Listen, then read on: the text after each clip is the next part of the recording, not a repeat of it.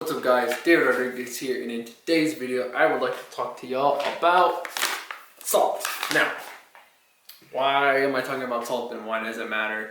So let's get into some anatomy and physiology real quick. So in your body you have what are called sodium potassium pumps that are all within the cells of your body, millions, billions, trillions of them.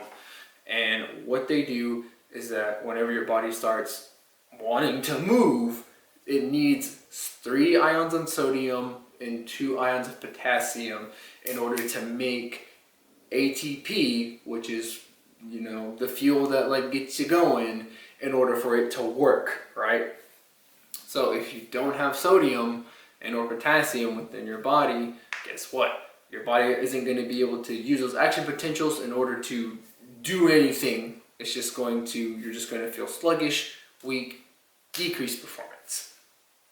Also, sodium helps with fluid retention, right? Your body, you are made of 70% water. You need water to survive. If you do not have enough sodium within your body, you can have possible dehydration issues, heat cramps, you'll be more susceptible to heat illnesses.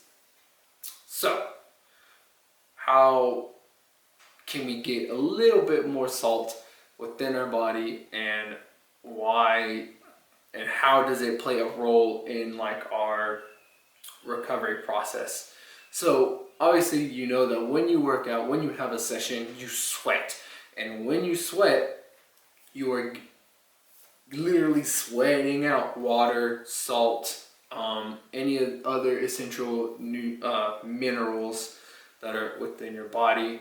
And so I have a study here, a couple studies, Sheriff's 1998, that the addition of sodium to fluids, to water, I would just say, ingested after sweating, after a workout, has a significant effect on whole body fluid balance. So they said they found that for person or the group of people who lost about 1.89% of their body mass in water. So if you lost a pound after you work out, you probably need to drink, they said, after 150% of that 1.89%. So if you lost a pound, if you drank 2.5 pounds of water, right, that 71% of that 2.5 pounds would be retained if you added salt to your water, as opposed to only 31% was retained without sodium, without salt to that water. So we need water follow salt, right? So it only makes sense that we probably need to increase our sodium intake to make sure that we have proper fluid balance within our body. Now, also, Valentine in 2007 saw that fluid replacement with hypotonic solutions, meaning that solutions that had a little to no sodium in it, can lead to incomplete rehydration and, again, possible complications such as hyponatremia, decreased performance, right? Talking about the action potentials within our body, the sodium potassium pumps, and the heat cramps, so other heat related illnesses. And so how does salt play that role, especially when it concerns heat related illnesses? Well, it's not just because it retains water, it's because sodium acts as a vasodilator, and a vasodilator is just something that makes your veins enlarge, right? It increases your total blood volume within your body. So as those veins and arteries get bigger, they start to rise to the surface of your skin. And the more surface area that's exposed, right, it keeps you cooler than as opposed to if you kept everything, your veins were tucked inside your body, right? And then so you retain more heat. Now, because of the way that this is hard to say. So when we sweat, right? I'm gonna say this. So depending on the climate that you live in, you may or may not need to dose yourself with salt. So what I like to do is, especially in the summer, if I'm gonna have a grass session, or because gyms never have any kind of heating or air conditioning, typically within the gymnastics gyms when you're going to your sessions, that if you take about a half a teaspoon of salt, right, put it on your tongue, wash it back down with about 8 ounces of water, that'll be enough to carry you through your session. I anecdotally have personally found that doing a half a teaspoon of salt, dosing myself with salt, has significantly improved my sessions.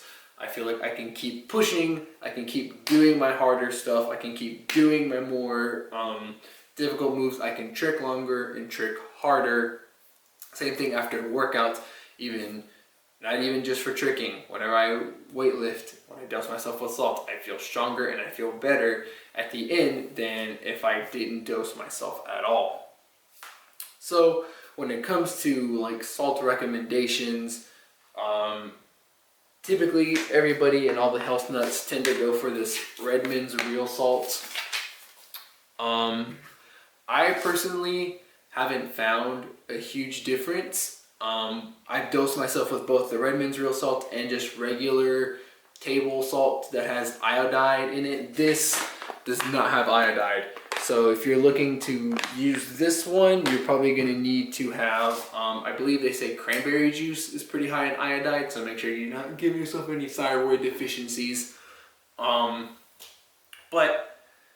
So again, personally, I haven't found a huge difference. The biggest difference is in taste, right? The Redmond's real salt just tastes just a tiny bit better even when it's compared to sprinkling it on foods, which is also something that you should still do if you're not really into the whole dosing yourself with salt. This is David Rodriguez. Stop tricking. Hope you'll have a great day. Stay salty, get salty, put some more salt in your body. I will see y'all next week. Have a great weekend. Peace.